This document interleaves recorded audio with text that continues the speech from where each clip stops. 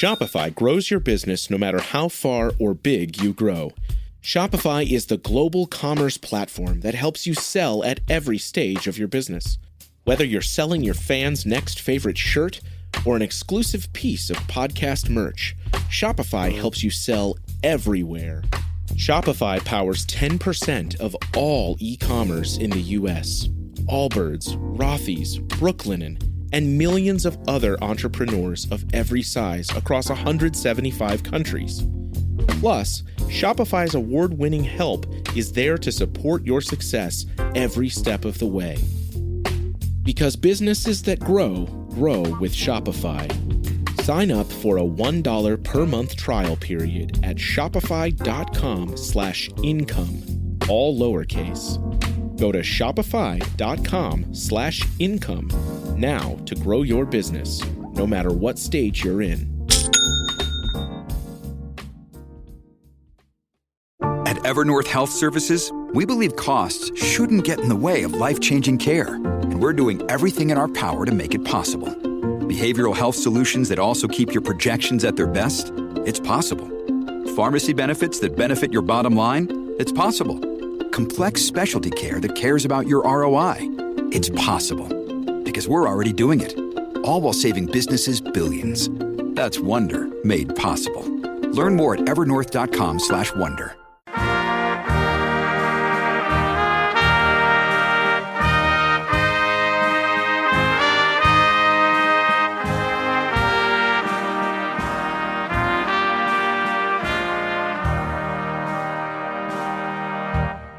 Croeso, and welcome back to the Welsh History Podcast, episode 216, Unionism, Nonconformists, and Conflict. Since we started the 19th century, one thing that I hope is obvious is how much reform has been on the minds of people throughout the country, how each part of society, from the richest aristocrat to the most humble pauper, were seeing that change and were noting that it was coming. Whether they wanted or liked the change, or if they actively fought it, is of course depending on what you got out of the old system, and certainly what your benefits were not coming from that system. Everyone, however, could see that change was on the horizon. We spent a lot of time on religious change last year as we covered much of the driving education movement that started with the Puritans and then slowly migrated through Anglicans and others, spreading literacy throughout the country through religious instruction. In order to understand the Bible and its teachings, you needed to be able to read it for yourself, and one thing Protestants knew is that you needed to understand the Bible on a personal level. Religious understanding was important to education, and it is something not to be easily forgotten about. How else could you get closer to God in church than something centered around your personal religious relationship, rather than one fixed on a central figure, as had previously been the case? The Anglican Church had been challenged over the years both from within and without, and there have generally been debates over who should rule and what religion those rulers should follow. However, over time, it has slowly dissipated into being more a conversation about which specific religious belief is the best one to follow, rather than being in the leadership. Slowly but surely, more and more alternatives are entering into Wales, and because of the choice of ideas of the controlling center of a single faith has dissipated, and everything was feeling less and less the norm. Religious tolerance was slowly seeping into British society, and in Wales there was no exception. These different Protestant churches were labeled nonconformist, which described any Protestant who did not conform to the doctrines or practices of the established Church of England. It did not include Roman Catholics or Jews, who were also in Britain at this point, but most of whom were considered lesser voices in society, and not ones that made up the norm. The word nonconformist was first used in the penal acts following the restoration of the monarchy in 1660, and in the Act of Uniformity, created in 1662. It was meant to describe congregations that had separated from the Church of England. Another term for nonconformist, and one we've used, is dissenters, something, of course, I mentioned in episodes from last year and previously. This meant that there were more and more Protestant groups migrating into Wales from England and other places across Europe to gain more members and influence in those religious beliefs. Of course, this didn't mean it was tolerance to everyone or tolerance across the board, but there was religious tolerance after a fashion. This also meant that many of these religions started to use Welsh translations to get their views and opinions to the public. These included Baptists, Congregationalists, Presbyterians, Methodists, and Unitarians eventually, and also to independent groups such as the Quakers, the Plymouth Brethren, the English Moravians, the Churches of Christ, and the Salvation Army. In Scotland, where established church is Presbyterian, members of other churches, including the Anglicans, are considered nonconformist. Traveling preachers, who continued the long tradition of traveling through various farms, villages, and towns that dotted the Welsh landscape, continued to preach to whoever would listen and gaining followers as they went. As they walked through Wales, many became fascinated by these men who were eloquent and able to win over people no matter where they went, drawing massive crowds in some cases. This was something that had been happening in various parts of the English-speaking world around this same time period, as preachers were all over places like New York State, spreading the word of God, creating what would be called the burnt-over district because of how much their enthusiasm created a massive revival in and around this area, and camps were constantly being brought up and people would swath in, and then they would have very aggressive and loud competitions with each other to try and gain more and more followers. And some of these preachers were full of what could be described as the hellfire and brimstone speech, which also, of course, included heaven's call to the righteous. The idea that if you don't follow them, you're going to burn in hell, you need to get baptized. All of these kind of things that were critical to the early churches of this time period and kind of how they approached spreading their word amongst the society as a whole. Nonconformity found strong purchase in the new industrial districts in the south and northeast of Wales, partly because they were able to gather larger numbers easier in these built-up communities, something that was, of course, much more difficult to do in larger rural areas in the rest of Wales. And so things grew from camps to corner churches who were now dotting the towns of Wales. So what made up the larger group of dissenters in Wales? Originally it was Quakers and the original Methodists, who dominated much of the landscape, but throughout the 18th century and into the 19th, other groups started to form and grow. Baptists and other Presbyterian movements, as we mentioned, entered the fray, and soon we were slowly starting to see the Calvinistic and Wesleyan Methodist members joining in, I wouldn't say droves, but definitely in larger amounts. And even amongst these groups, splits would continue to spin out even more as options were presented and various banners were created. Time and again, nonconformity was built up in Wales in ways that outstripped even what was happening in England. For example, in the 1851 religious census recorded that there were 499 Wesleyan places of worship in Wales. Statistics around actual attendance may be flawed, but if they are accurate, they do show that the best attendance served, which was in most cases on Sunday evening, confirmed that the total attendance was around 53,730 Wesleyan attendees at their congregations. This was the high point for the movement, as Methodism would only climb by a small amount for the rest of the century as populations expanded, until it would decline after the First World War. Now, to describe what revivalist camps would do, they would run through Wales, pretty much the entire countryside, and they were held in 1806, 1809, 1819, 1824, 1839, 1849, until there was backlash against the ideas of these camps and they started to die off. The fiery rhetoric, especially around the idea of the strict Calvinist version of predetermination and how someone could be saved, would create a great deal of debate amongst the preachers and their members. This conflict, of course, continued to drive up interest, much like the modern internet and social media.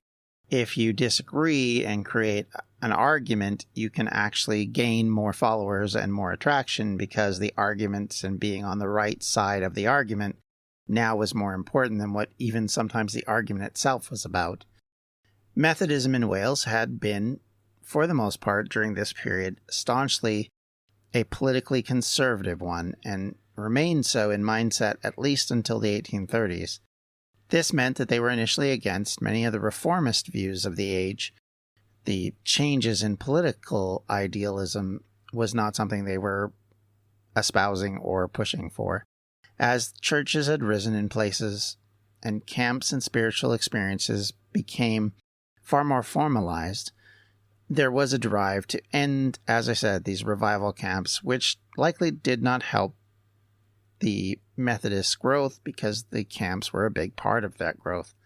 Camps had done great missionary work, but it was likely that those instant members faded when the preacher left town, and an established church allowed membership to stabilize, but again, likely hurt the growth without that zeal.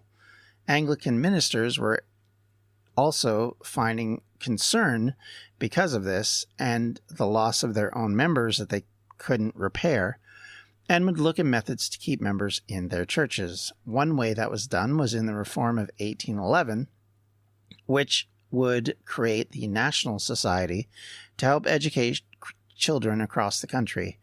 Basically, offering free education was seen as a method to keep a link to the church and keep membership in the church. To date, education was still seen as a role for the religious institutions in Britain, and the state, to this point, did not want to be involved. Non-sectarian churches or non-sectarian people would have to pay for education through donation rather than through government funding to this point. This would eventually change as government funding would start in 1833.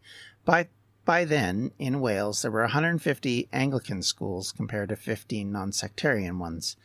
We'll talk further about education in Wales at a later episode and the great deal of change that is certainly coming, which will be both good and bad for the children and scholars seeking higher degrees in the country of Wales and the influence it will have on the Welsh language as a whole.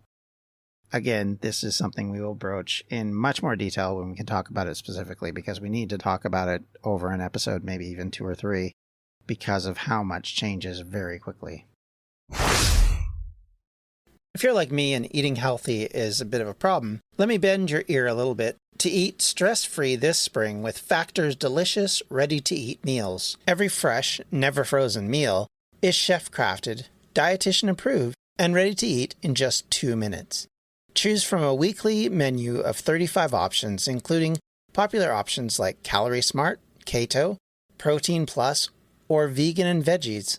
Also, discover more than 60 add-ons every week, like breakfast, on-the-go lunch, snacks, and beverages to help you stay fueled and feel good all day long. What are you waiting for? Get started today and fuel up for your springtime goals. Get chef-prepared meals on the table in 2 minutes with Factor's ready-to-eat meals, so you can get back to doing what you love this spring. Also, if you're looking for gourmet meals, try meals that feature premium ingredients like filet mignon, shrimp, truffle butter, broccolini, and asparagus. We're celebrating Earth Day all month long. Look out for the Earth Month Eats badge on the menu for our lowest carbon footprint meals. Head to factormeals.com/WelshHistoryPod50 and use the code WelshHistoryPod50 to get 50% off your first month plus 20% off your next month. That's code WelshHistoryPod50 at factormeals.com/WelshHistoryPod50 to get 50% off your first box plus 20% off your next box while your subscription is active. This episode is brought to you by La Quinta by Wyndham. Your work can take you all over the place, like Texas. You've never been, but it's going to be great because you're staying at La Quinta by Wyndham. Their free Bright Side breakfast will give you energy for the day ahead. And after, you can unwind using their free high-speed Wi-Fi. Tonight, La Quinta. Tomorrow, you shine. Book your stay today at lq.com. In 1830, one of the last remaining Welsh institutions of the centuries that had passed was ended as the Great Sessions, that travelling judiciary, was discontinued. It was still seen as a strictly Welsh institution, but one that had creaked along and at times had a rather dubious reputation. West Welsh conservatives were some of the only supporters, while many others ridiculed it or considered it something that was opposed to aligning Wales with England, which was the dichotomy of the situation. If you were demi-nationalistic or if you believed in Wales being independent, the Greater Sessions had effectively been considered to be a bit of a scam in that regard. If you were a Britain first kind of person, then you would be pushing for these to be ended because you want to align everything to London. This would, of course, include the gentry, who wanted the separation of society with London to be extinguished and focused on using the English language. They were focused on the idea of sharing things through that method, and that everything should spin out from London in decision-making and in politics. They wanted English to be the main language of Wales and worked to invest in the institution, both in the official institutions and in the cultural institutions that were being created at the time. They saw the benefit of fitting in, even to the detriment of their own people. As upper levels of society and religious classes were fighting for various institutions, languages, workers, and farmers were feeling a different kind of pressure. In 1830, there was a major economic depression that severely impacted large portions of society. Farm workers across Wales protested, and labourers from the Vale of Glamorgan joined in this protesting. During the same time, industrial workers marched to the wool factories in Montgomeryshire, and the colliers in Flintshire also then marched against their wages and treatment, as all sectors of the working class begin to protest what they see as the unfairness of their circumstance and the unwillingness of the powers to be to actually deal with them. The heat was on the government to finally react and do something. In previous episodes, we discussed the advent of various attempts at reform laws like the Poor Law, and eventually the electoral changes that affected some sections of society. This was largely led by small middle-class leaders who were, at that point, starting to have more political influence as they gathered more members. When the Reform Bill passed in 1832, Wales celebrated with cheers and church bells ringing throughout the countryside. Yet it has to be said that it was a small reform, and it hardly brought the sea change of responsible government that many might have expected. One aspect of these changes and confrontations was the first notion of trade unions in Wales. In November of 1830, the first branch of the Friendly Associated Coal Miners established a union in Wales. It was the first formal union in Wales. Trade unions had been fighting for recognition in Britain during the 1800s and even before that. The Industrial Revolution had created a great deal of unhappiness for workers in both physical pain and mental trials, as they had to work in difficult and repetitive jobs while expectations had become more and more strict in the face of pressure from employers to create more and more efficiency in the industrial program. As an example, in some mills there were fines for workers with dirty hands, being more than 5 minutes late, leaving a window open, or taking too long on a toilet break. Workers could be docked wages if a manager felt that they had not worked sufficiently hard enough during the week. There were cases, too, that if needed, they would use corporal punishment, even for the adults. Keep in mind that at this point, children are actually working in all these factories, usually working in areas where they were able to fit because they were small enough to fit in those locations, and age was not really a factor. If you looked at it from the Victorian period, once you were about 6, you could work in a factory, just as you would have on a farm if you'd have been with the family. This is one of the sad portions of all of this. This would eventually drive reforms on how children would be treated and the expectation for kids that would lead to laws that would remove them largely from the workforce. Several acts of parliament were passed from 1833 to try, although not always successfully, to set minimum standards. The first industry to receive restrictions on worker exploitation was the cotton industry, but soon new laws applied to workers of all kinds. New regulations include minimum age children could work. The 1883 Factory Act stipulated that children could not legally be employed under 9 years of age and could not be asked to do work for more than 8 hours each day, if aged 9 to 13, or no more than 12 hours each day if aged between 14 and 18. The same act prohibited children from working at night and made it obligatory for children to attend a minimum of 2 hours of education each day. There was, too, an obligation for owners to build protective screens for the more dangerous machines in their factory. These changes were slow in coming, but forced some change both on the industry and in government to actually regulate the industry. Unions, of course, were seen as a problem for owners, but for workers, they rose and would try to mitigate the abuses that they were seeing. Initially, unions were often extensions of craft guilds that had been in existence since the Middle Ages. As you can imagine, it would be easier initially to organize already existing groups than starting from scratch. And it is because of this many of the unions represented specialist workers like mechanics and printers, as an example. In time, this would start to change as industrial factories began to see other groups deciding to form up and create their own united front to fight the abuses of the management. There are evidence that employers consistently worked against the unions, whether through direct opposition against them or through putting pressure on individuals in order to either stop unions from forming or to encourage people to quit them, either through incentives or through firing people who were trying to form unions. Throughout the late 1700s and early 1800s, unions faced powerful businessmen who could lobby the government to fight them. The Combination Act, for example, banned trade unions of any sort, collective associations, and activities by labor between 1799 and 1824. Anyone caught breaching the rules faced up to 3 months in prison. In 1823, the Master and Servant Act effectively made striking impossible, as it became a criminal offense not to complete one's work contract. In 1824, however, legislation allowed trade unions to exist, and that they could be formed, but even then, further legislation was put into place to keep them from obtaining too much power, and in some cases, like mentioned earlier, to stop them from actually being a useful union.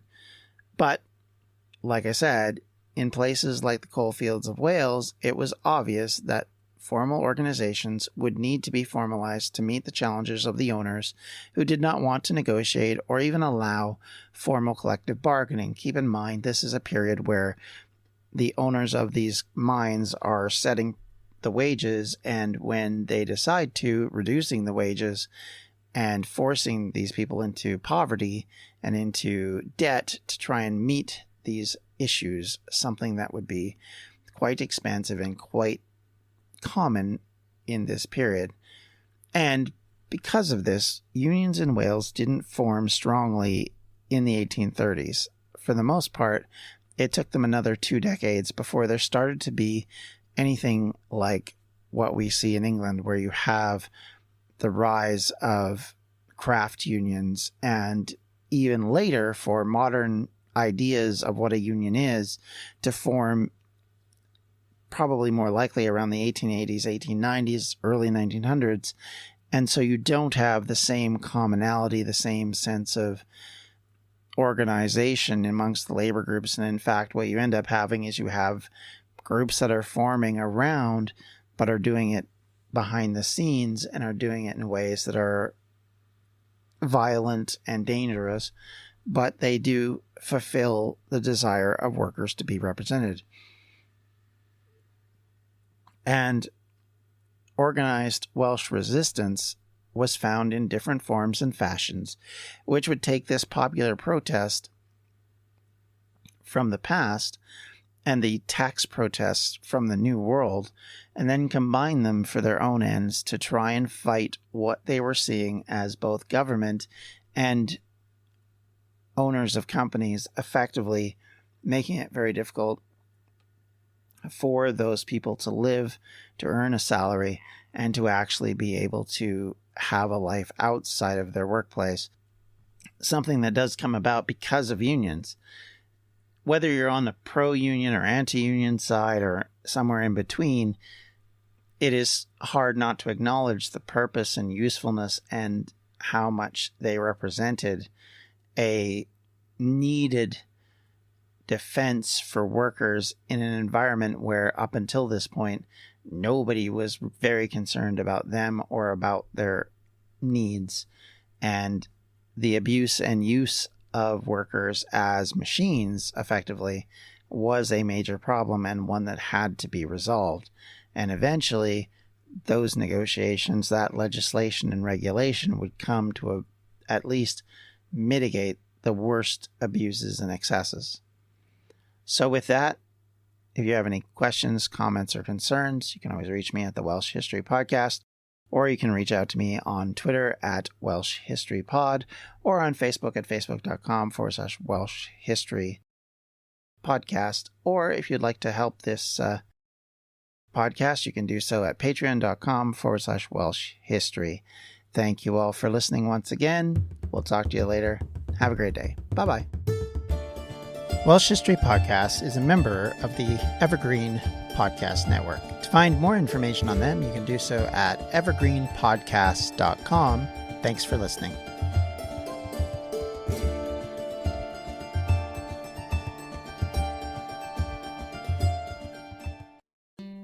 Hello everyone, my name is Tom Kearns and I host the Anglo-Saxon England podcast, where I cover the history and culture of England from the departure of the Romans in the 5th century to the Norman conquest in 1066. So far we've surveyed the collapse of Roman rule in Britain, the migration of the Anglo-Saxons, and the history of Northumbria from its beginnings in the mists of legend to its destruction at the hands of Viking raiders in the 9th century. I hope you'll come and give it a go. Hey podcast listeners, I'm Paul Brandis introducing my podcast, Countdown to Dallas.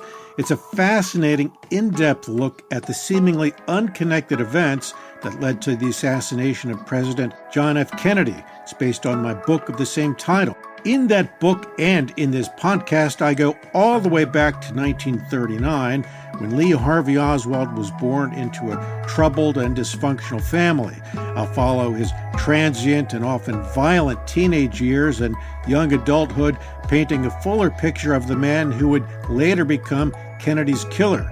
I also take a look at events unfolding in that era, like Cuba and Vietnam, and I'll unpack the conspiracy theories too, not one of which has ever been conclusively proven. Subscribe to Countdown to Dallas at evergreenpodcasts.com or your favorite listening app, October 31st.